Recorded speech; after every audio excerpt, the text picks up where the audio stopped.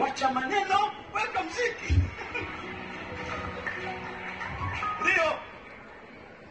Ukipata nafasi ya kufanya dhambi na hujafanya dhambi, wewe ndio shujaa.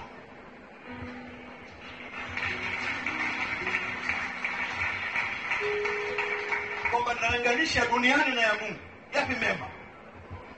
Weka mziki, acha maneno. Na Yesu ni Bwana, ipi bora?